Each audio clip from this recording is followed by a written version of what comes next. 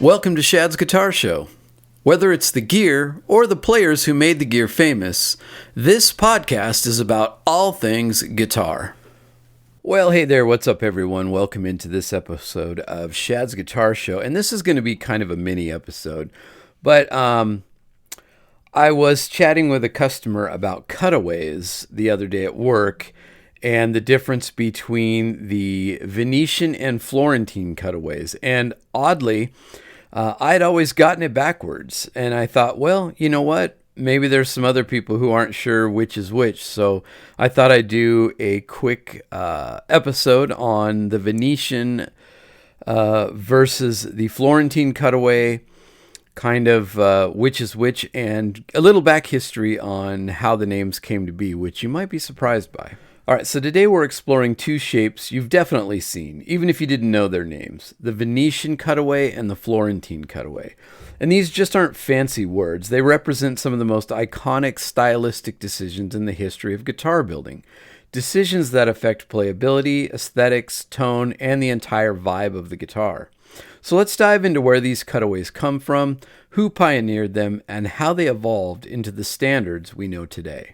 And though it probably seems obvious, let's define the cutaway to start with. Well, that's the scooped portion of the guitar's lower bout that gives the player easier access to the higher frets.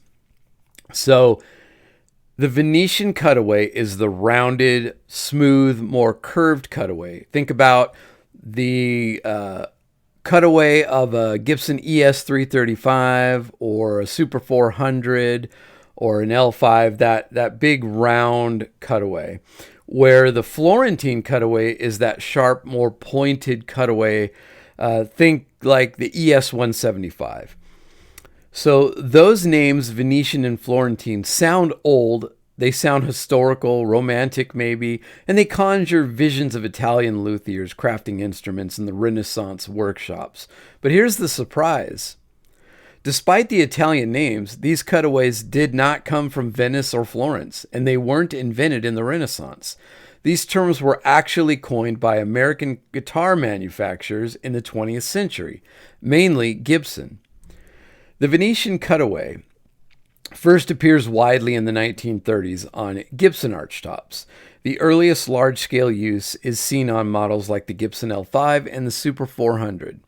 These curves align with the Art Deco and swing era aesthetic, elegant, smooth, and luxurious. While the Florentine cutaway began appearing around the late 1930s and into the 1940s, again popularized by Gibson. It's often a more pointed and more dramatic silhouette, perfect for the growing jazz scene where players wanted a distinctive modern look. Though small builders had experimented with cutaway-like features before, the formalization of the Venetian and Florentine as categories is a Gibson invention from the pre-war era. No Italian luthier ever called them that. Those names were a marketing flourish. So why Venetian and Florentine? Well, Gibson in the 30s and 40s was all about romance, sophistication, and some European flair. Their catalogs used ornate, almost theatrical language to elevate their instruments. Venetians suggest smooth, graceful, gondola-like curves, while Florentines suggest sharp angles, Renaissance drama, and architectural precision. It sounded classy and it worked. Gibson was brilliant at branding, and the name stuck. So who actually came up with them? While no single individual is documented as inventing the cutaway, the development happened inside Gibson's Kalamazoo workshop, led by Guy Hart, general manager during the rise of the archtop era, Lloyd Lohr, not directly responsible for cutaways, but his innovations in archtop construction set the stage, Wilbur Marker, and the team at Kalamazoo Luthiers, the actual craftspeople shaping the early cutaway forms, and of course the legendary Ted McCarty, president later in the 1950s, who helped cement these shapes in the ES line. Gibson was the first major builder to formalize and mass market these two cutaway styles across multiple models, thus establishing the vocabulary we still use today.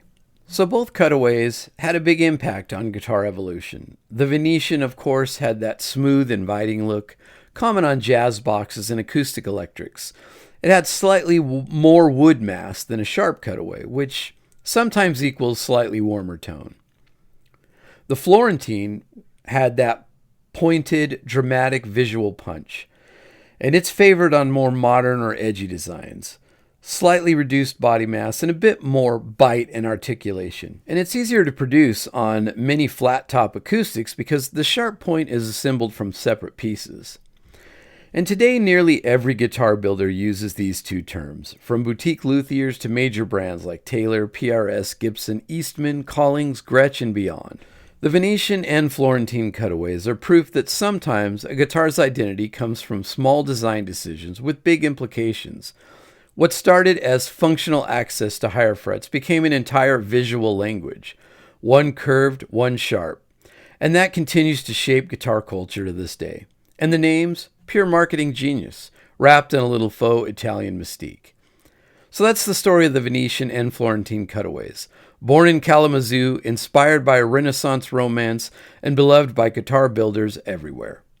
If you're enjoying the show, please take a minute to leave a review. Follow me on social media, and tell your friends about the show. I'm watching it grow, and I'm loving that. So please keep doing all that you're doing to promote the show, and I'll keep making interesting episodes. Until next time, keep playing, keep creating, and keep chasing that perfect tone. But always remember that the best guitarist is the one having the most fun.